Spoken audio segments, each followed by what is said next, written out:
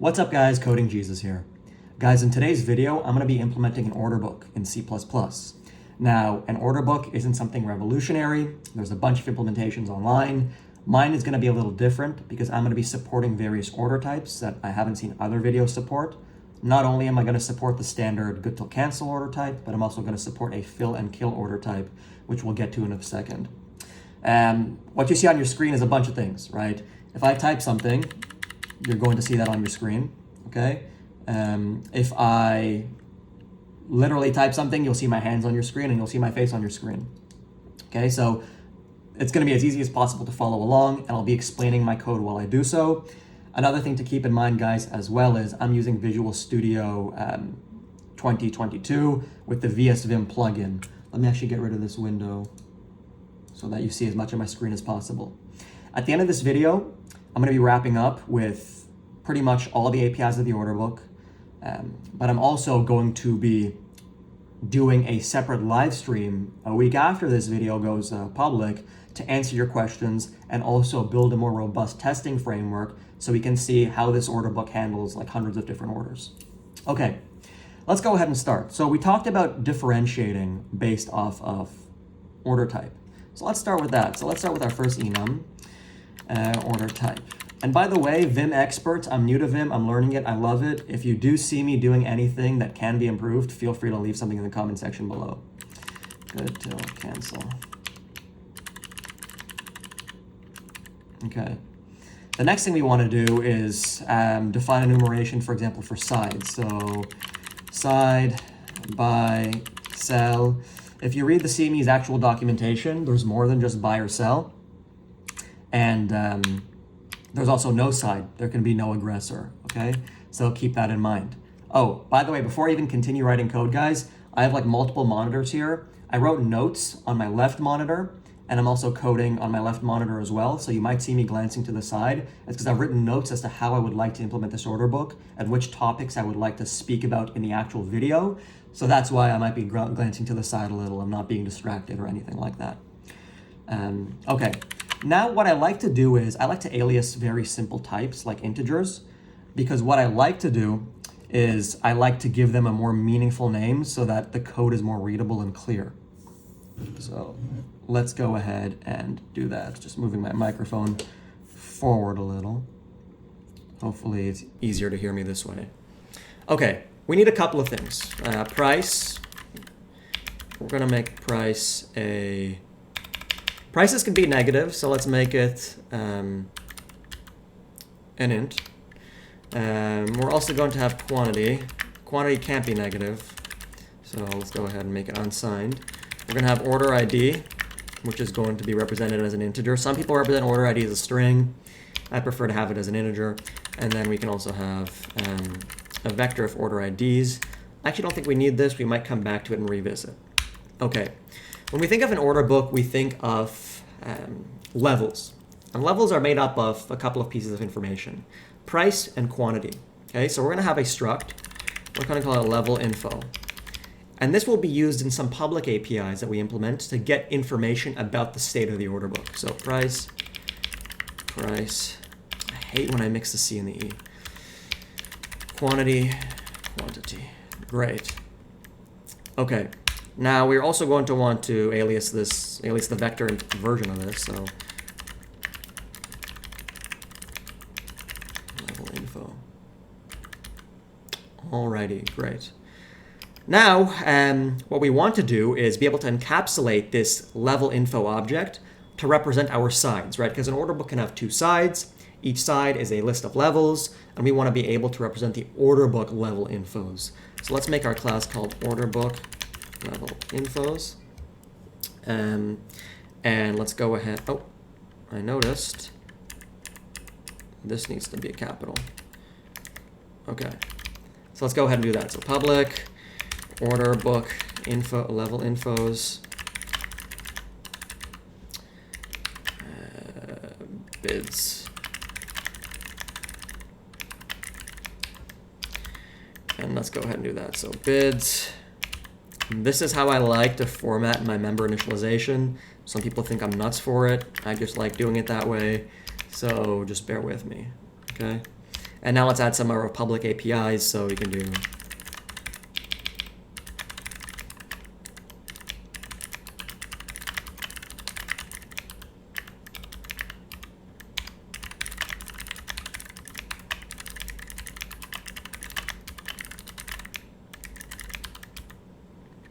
great. Now let's add our private API. So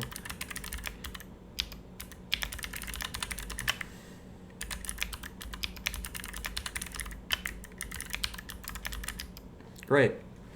Okie doke. So we have everything we need. Let's just reset our screen here for a sec. We have everything we need to represent the kind of like aggregate internal state of an order book. But now we need to actually describe the things that we'll be adding to the order book. And those are order objects. Order objects are going to contain a couple of things. They are going to contain an order type, an order ID, a side, a price, a quantity, and they will also have other APIs to allow them to be filled, to get the filled quantity, to tell you whether or not they are filled, etc. So let's go ahead and do that. So let's add our order object, public order, and let's go ahead and do that. So order type,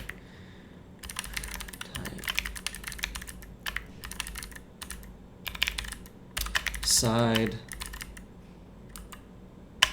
price, quantity. Great.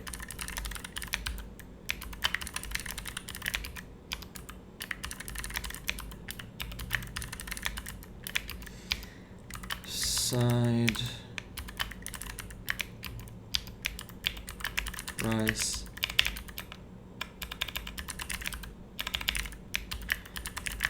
as I said, guys, I drop these videos early for patrons. So if you're the type of person that wants to become a patron, you can go ahead and become one.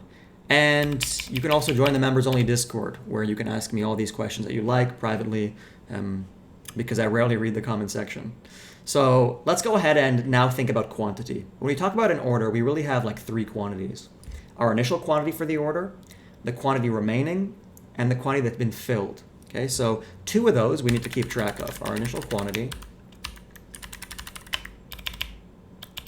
And to be frank, we might not even need to consider initial quantity, but it might be useful a little later.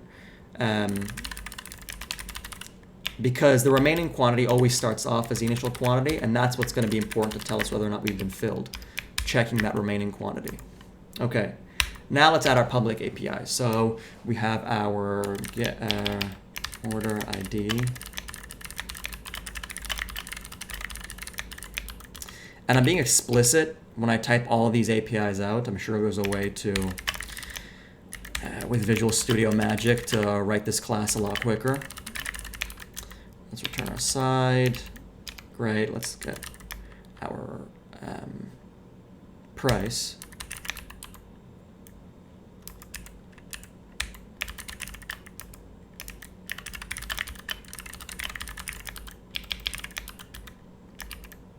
Let's also have our type. So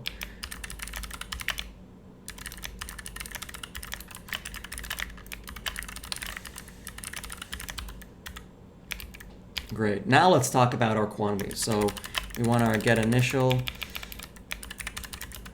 quantity. Like I said, I don't think we're going to actually need this. I included this in my notes because when you look at Exchange documentation, sometimes they also publish the initial quantity of an order back to a user. So that might be important for us, probably not. We care about our remaining quantity a lot more though. So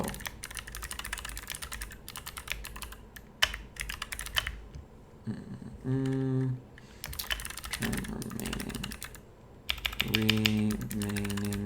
quantity. Okay, now things get interesting. So we have our initial quantity, remaining quantity. Now we want to get our filled quantity. And filled quantity is just the difference between the two.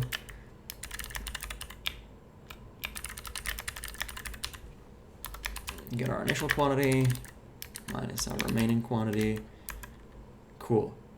Now we need to add an API to actually fill us. Okay, so when a trade happens, the quantity associated with the lowest, the lowest quantity between both orders is a quantity used to fill both orders, because you can't overfill an order, right? So we're going to have a quantity here. And what we're going to say as a safety check is we're going to say, well, if our quantity is greater than our remaining quantity, then this is not right. So there's some problem with our logic. So we'll say something like order be filled for more than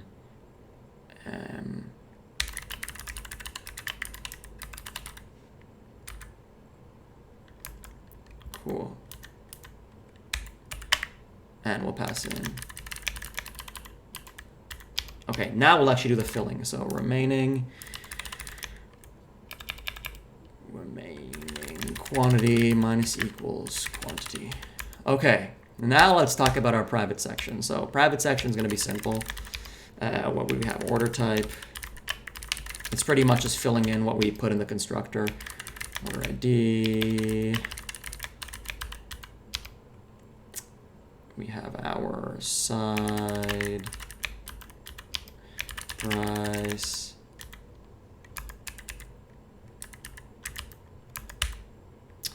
Then we have our quantity.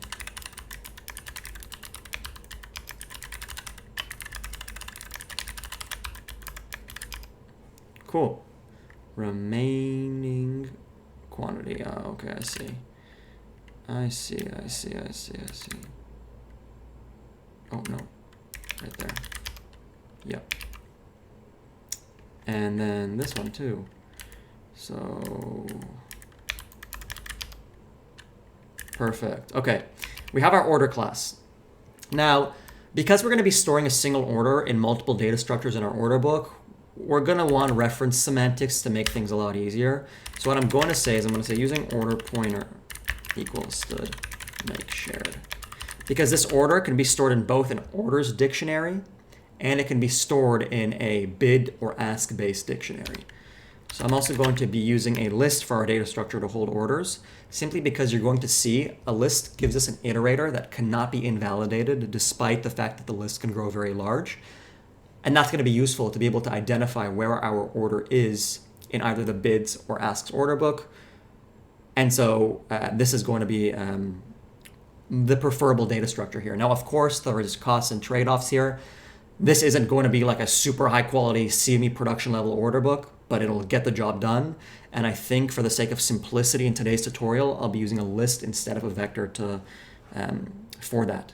Despite the fact that we're going to be iterating over this list, and this list can be dispersed in memory, whereas a vector contains items contiguous in memory, I'll be using a list for simplicity. So I'll be saying order pointers equals list of order pointer. Oh, whoops, I used make shared. There we go. Oh. For some reason, my computer froze there. There we go. Okay. Cool. Now, what we want to do is not only do we have an order, we need to be able to create an abstraction or representation for an order that is to be modified. Okay, when you think about the common APIs of an order, you think of add, modify, cancel. For cancel, all you need is an order ID. For add, all you need is an order. For modify, you need a representation of an order that is more lightweight, that can be converted to a new order, because a modify is simply a cancel and a replace. When you cancel, you need one thing, an order ID. When you replace, you need a couple of things. You need price and quantity. Now, I'm going to add side to this order modify, despite the fact that I don't like it when people write order books where you can modify the side as well. I'm going to add it just for simplicity, or not simplicity, rather, just in case, okay? Because I might want to be able to support that. I might not. I'll just add it because it's not hard to add. So let's go ahead and create this representation of a modify order. So class order modify. Let's go ahead and create that. Modify. We need an order ID to recognize which order we're talking about. We need a side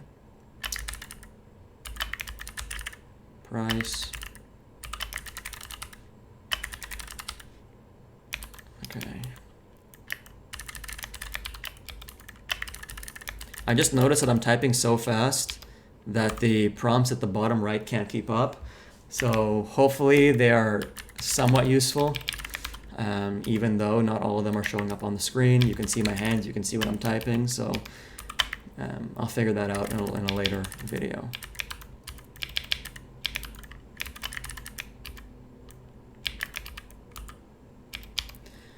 And the new quantity that this person wants.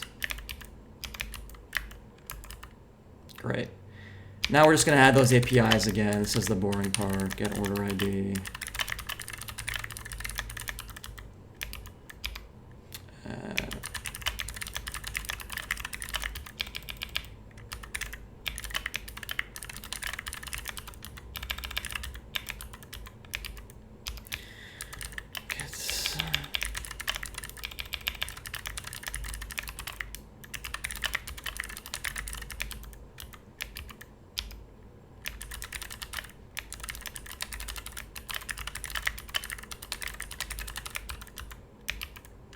Cool. Now, we're going to have one more public API, and that is going to be converting a given order that already exists, transforming it with this modify order into a new order. Okay, so order pointer, we're going to want to return one and say to order pointer. The only thing we're really missing here is the order type. Now, you're going to see in a sec that we, in theory, don't even need this, because given our two order types, fill and kill and good till cancel, the only orders that can be modified are good till cancel, but we might want to support more order types in the future. So let's just future-proof our code.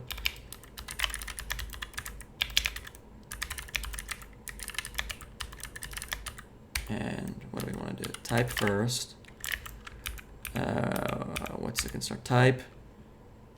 Get order ID, get side, get price, get quantity. Cool. Awesome. And now we want the private stuff too, right? Let me just, there we go.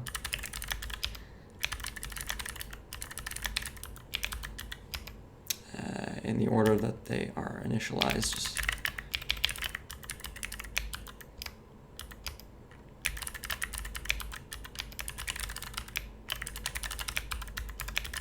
okay, perfect. Now, we have a order modify, we have an order cancel just needs an order ID. Now we're going to move on to what happens when an order is matched. So we needed some sort of representation for a matched order. What sort of representation are we going to use? Well, a trade object. Okay. Now a trade object is really an aggregation of two trade info objects. There's a trade info object for the bid and a trade info object for the ask, because a bid has to match an ask and an ask has to match a bid.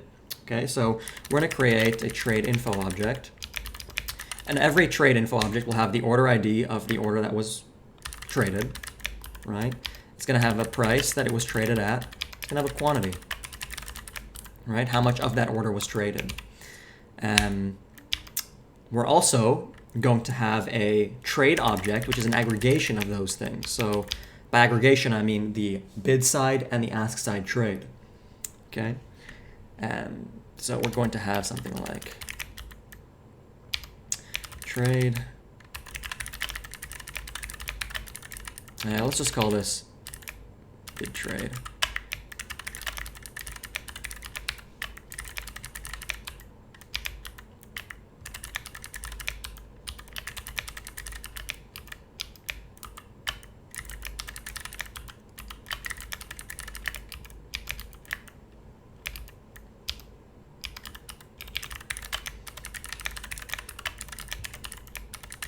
Bid trade.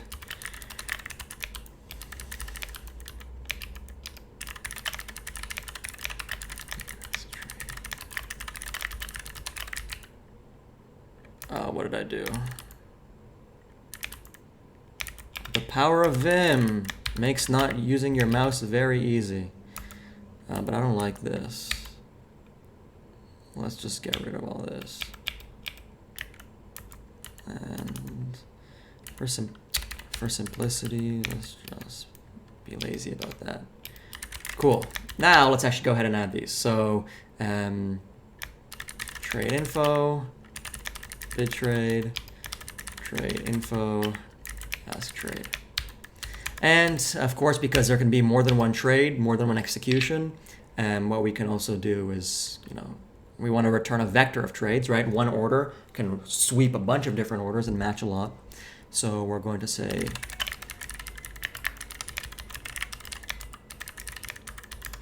cool. Now we get to the actual order book.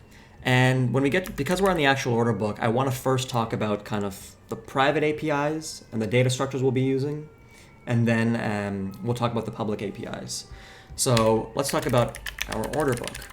Okay. Let's go against the grain, go against what we've been doing before, where we start with public, and then when private, we'll start with private. Okay. When we store our orders, we can think initially of two data structures, maps and unordered maps. We're going to be using a map to represent the bids and the asks. Bids are sorted in descending order from the best bid, and asks are sorted in ascending order from the best ask. Okay, so we're going to need to specify an actual order here for both of these. At the same time, I want to have easy O1 access to a given order based off its order ID. And because we're using a list, we can get an iterator to every order that we add to the order book. Okay, so we're going to represent that combination of an order and its location in an order book with something I will call, I guess, like an order entry object. So this will be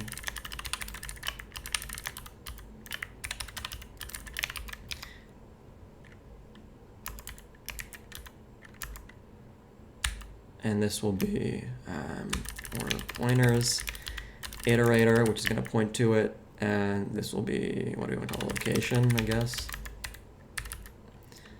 Cool. Now let's talk about our map. So obviously the key is going to be price. That's how orders are ordered in an order book. There's price, time, priority. So based off price first, and then time. So price, order pointers.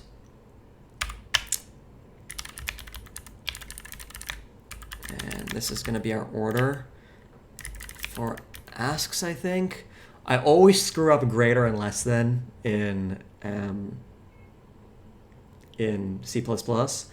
No, it's not asks, it's bids. Is it?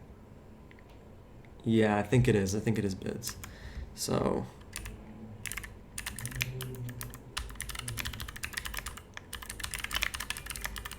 pointers less. Okay, and now we're going to use our unordered map. It's going to be keyed on order ID, and this is going to be to our order entry. Great. Now, since we're in our private section already, let's just add a couple of methods.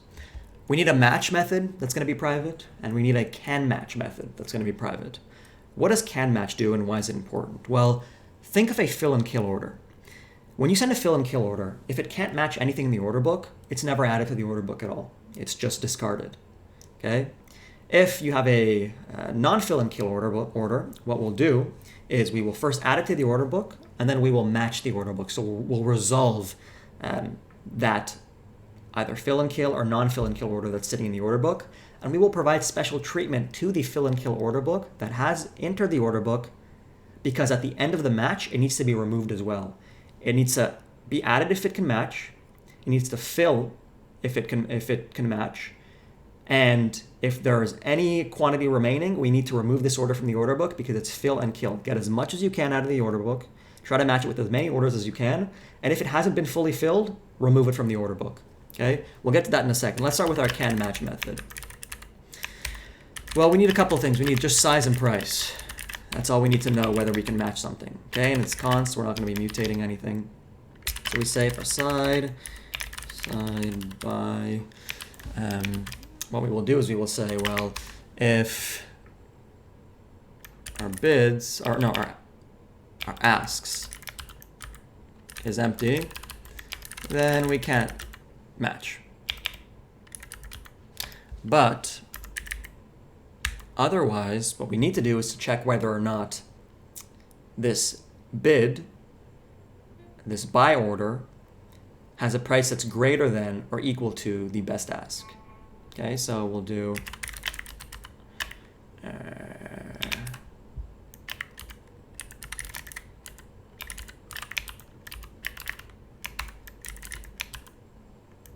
asks begin. That'll give us our first ask, our best ask, the one with the lowest price, the level with the lowest price. So we'll say if, oh, well, not if, just return.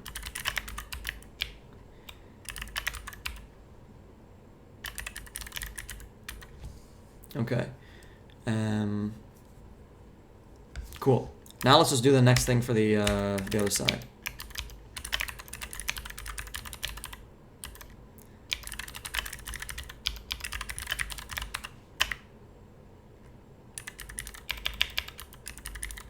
I think the S key on this keyboard is screwed up because false always I always miss the S there.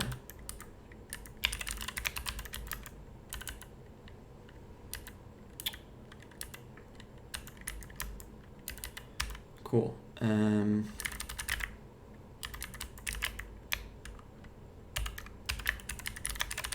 That's our match condition there. Awesome. Now let's get into the match function. Kind of the guts of this actual implementation. Now, when we think about a match, it's quite simple. We have orders in the order book, and we need to resolve those orders. We start with either the best bid or the best ask, and we see whether or not they can match each other, and if they do, it creates a trade. Okay? So what we need to do, I just said what we need to do, it creates a trade. We need to return a trades object, match orders. Okay? And match orders is going to return trades. Let's be pessimistic and say an order might match every order in the order book. So let's reserve that many trades for this actual match. And now let's say, well, true. What we want to do is we want to say, okay, well, if there are no buy orders or sell orders, so if there are no bids or asks, let me just move my camera down a little. It's blocking my own screen. Okay, so if there are no bids or there are no asks, we can't match anything, right? So we'll just break. And then we will say, let me get my bid price. Let me get my bid orders, bids. Same thing for the asks.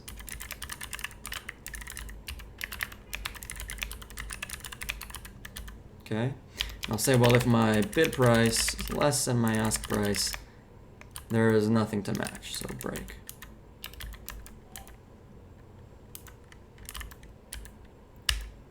Cool. Now we say, well, while there are bids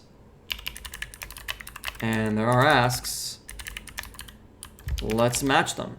So what do we do? Well, we need the best bid, so we will say bid, right? The one that was there earliest, time, price, priority. The one at the front of the little queue. And we'll say ask. And now we will say, well, what's our trade quantity? Our trade quantity is the minimum between the remaining quantities.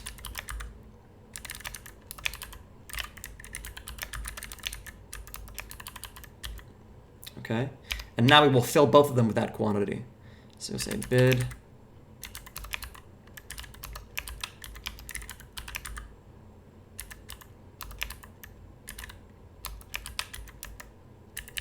recenter here, and we will say if the bid is filled. Oh, we didn't add an isFilled API. We can say remaining quantity equals 0. Let's just go ahead and I should have marked my location. Let's just say bool.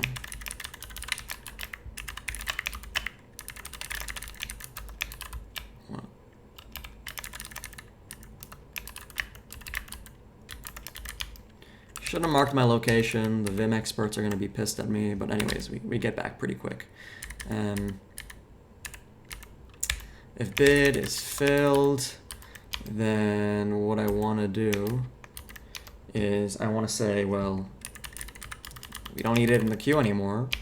We also say, well, we don't need it as an order either in our order list. So we erase it. Now we'll say if our ask is filled, do the same thing.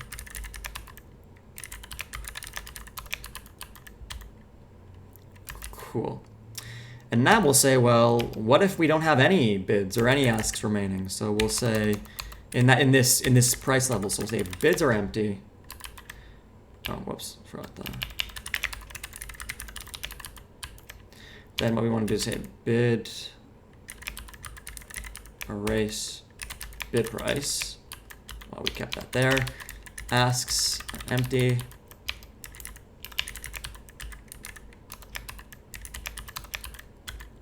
Cool, pretty simple. Now we want to generate a trade. So trades.pushback trade trade info bid get order ID, was it? Bid get price bid get filled no quantity. Okay, let's mark my location here, and let's jump up to see if the order is right. Order ID, price, quantity. Order ID, price, quantity. Okay, cool. Our order is correct.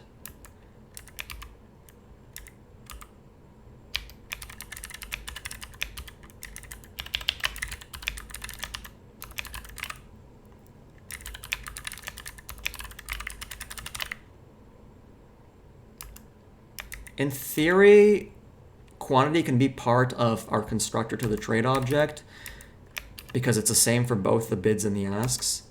Let's just leave it the way it is now. Okay. Now there's a bit of a tricky part. Okay, we've added orders to the order book and we've matched them, but one of our orders is fill or kill. If it's a fill or kill order and it hasn't been fully filled, it's still going to be in the order book and we want to remove it. Okay, so what we need to do is we need to say if our bids are not empty, center, then what I want to say is, and there's a bit of duplicate code here, so I'm just going to say bids, and I'll say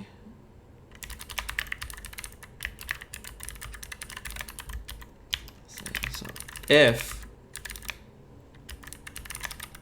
the type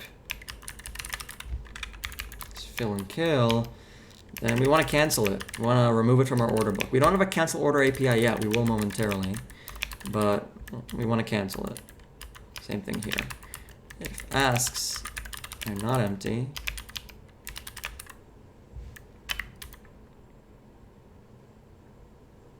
and the remaining best is a fill or kill,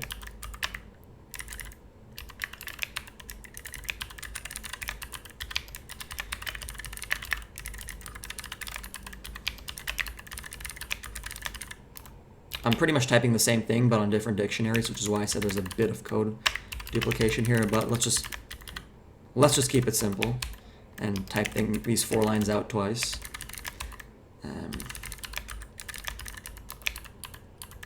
So we want to cancel that too. And in the end, we want to return our trades. Cool. So that's the private API. There's really not much more to it than that. And now we can focus on, I guess, what's important for us, which is the add, cancel, modify, and maybe one other public API. So public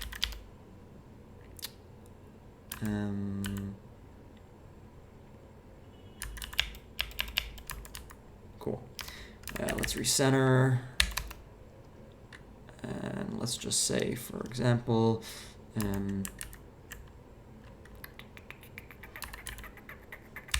let's start with our add. So whenever time you add an order, of course, you can match. So we want to return our trades if there are any. So add order pointer, order, non-const, because you can mutate this. What I like to do when I code is I first like to discuss the exit conditions. So I want to address that first. So if the orders, and we're using C++20 here, so we have contains API. So if it contains this order already, we want to reject it, because order IDs need to be unique. Otherwise, how do you cancel an order if two orders have the same ID? Okay? And we also want to say if the order is fill and kill, and we can't match,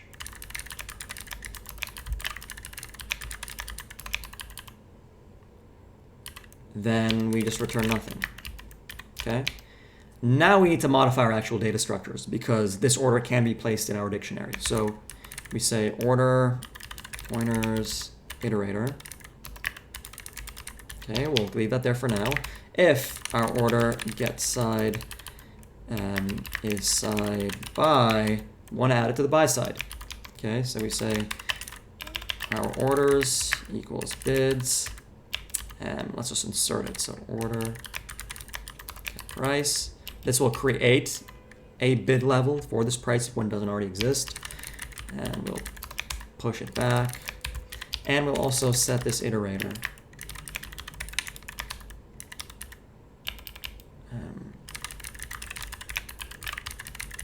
This is going to be, we needed the iterator to the last element, the one we just pushed in, so we'll get that. And the exact same thing for the asks. So if it's a cell, asks. Guys, you better like and subscribe. I'm doing this on a Saturday, on St. Patrick's Day, at noon, so prime time. I don't drink anyways, so I don't really care. I don't celebrate any of that stuff.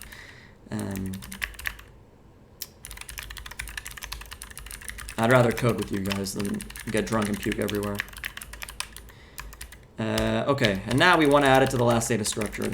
Insert, right? What do we want? Insert, order, we want ID, and then order entry.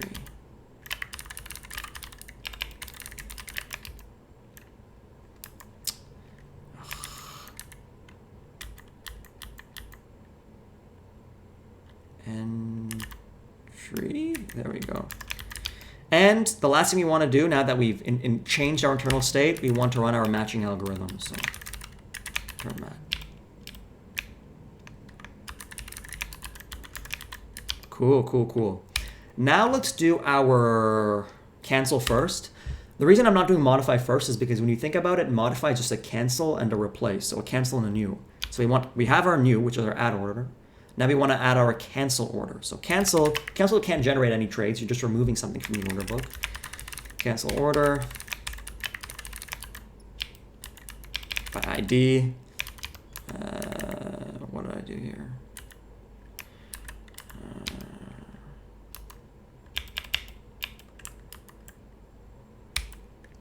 Cool. So if the order doesn't exist, I can't believe it took C++ this many iterations to get a contain method on a dictionary. Okay, if it doesn't exist, return. Otherwise, it does exist. So we have our order iterator, and we have O1 access to it, which is great. And what we're going to say is, well, we don't need it anymore. Cool. But what we're also going to say is, well, if the order gets side is side cell, we want to remove it from the cell side. So we're going to say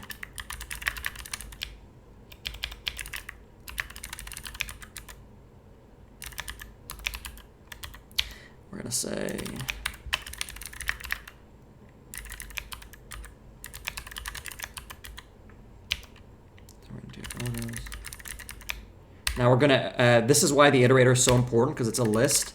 We can easily remove it with our iterator. Okay, and I'm just gonna name it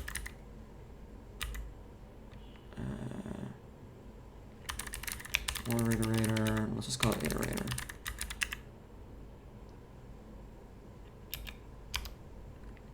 Cool. Else, oh, we're actually not done yet. I lied.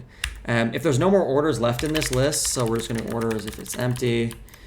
We want to remove the price level in its entirety, which is why I decided to set prices.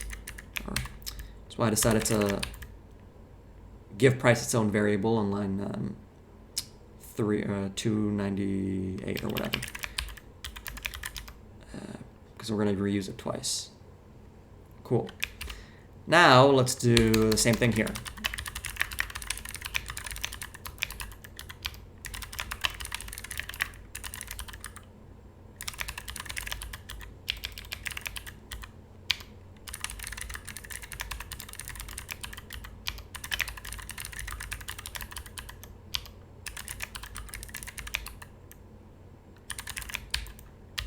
And that's our cancel.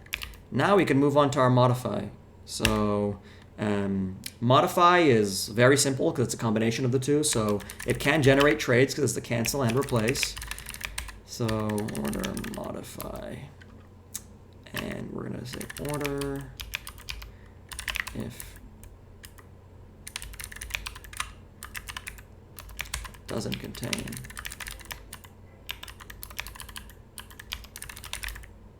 Return empty vector, nothing happens. Otherwise, what we want to do is say const the order as it exists in the order book. Orders.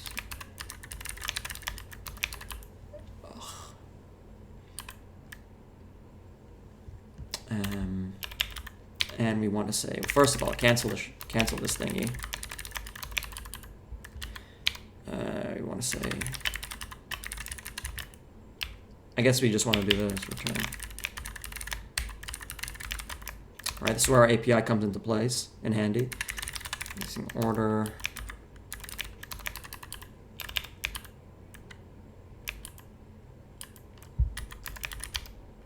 And that's it for match. Now, we also have a order book levels info object, which is going to represent the aggregate internal state of an order book. It might be useful later for testing, or maybe if there's some market data dissemination part of this, it might be useful as well, but there won't be. But I just want to kind of go through this with you guys because in a future video, I'm going to be testing this implementation, and this might be an API that's useful. Before we do that, actually, let's just add an even more useful API. Let's just know how many orders are in here. Let's say size.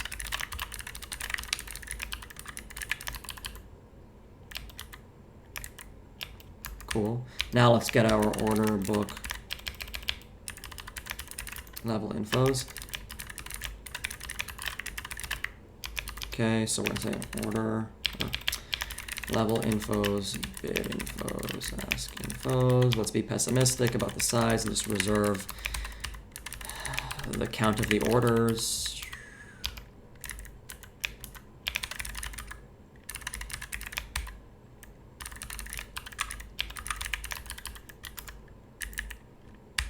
And what we pretty much just need to do here is apply the same function to both the bids and the asks. So here we'll actually create a lambda. Create level infos. So we'll say, give me a price, give me the entire list of orders at a given price level.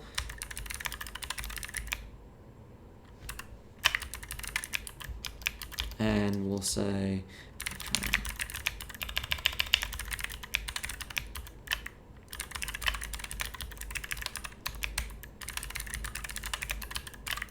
so we're going to iterate over all of these and accumulate the quantities. So quantity, and then we'll do the lambda. So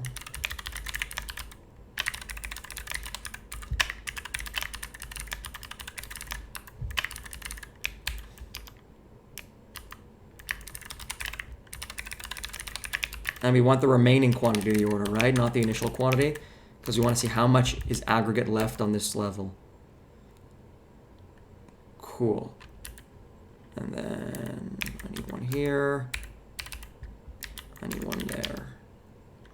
And now is, super easy. Const auto price orders on the bids. What we're just going to do is we're going to say bid infos dot pushback rate level infos price orders, and for const auto price.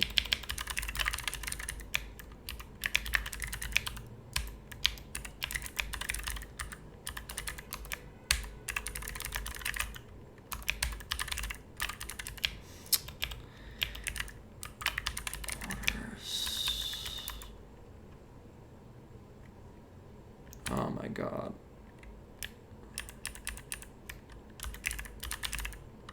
There we go.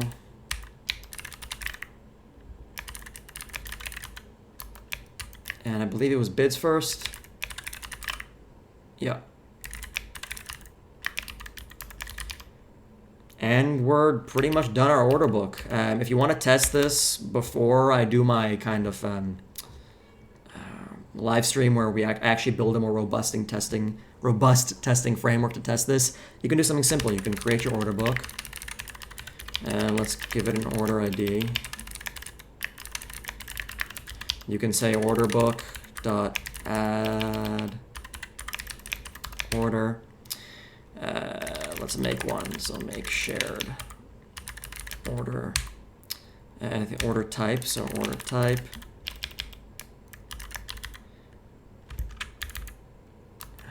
I want to rename this R good till. There we go. Good till cancel. And then it was, I believe, order ID. Yeah, side. Let's just say buy. Price. Let's just say 100. Quantity 10. Cool. Now what I can do is, if you want to test this, you can say print the order book size. And now you can say, well, I want to cancel this order. And print the size as well. Now the size should be 0.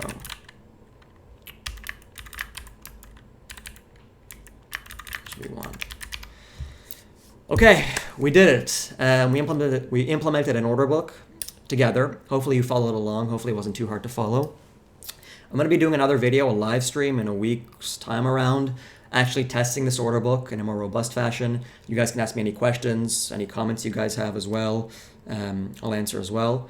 Now let's actually use my mouse to build this. So that's the power of Vim. No need to touch this thingy at all. Potential loss. And the build did succeed. I think in the accumulate we have an issue. Let's just take a look at that. Let's find that.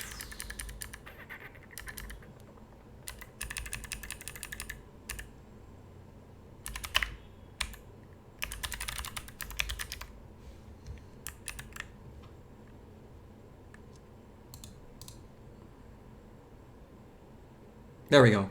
Build succeeded with no errors either. Okay guys, thanks for watching the video. If you'd like to follow me, my social is TheCodingJesus on Instagram. If you'd like a one-on-one, I do consulting, Calendly link in the description box below. If you'd like to see this video early, a day or two early, join the Patreon. You also gain access to an exclusive Discord community where you can speak to me directly and ask me questions and chill with other people there.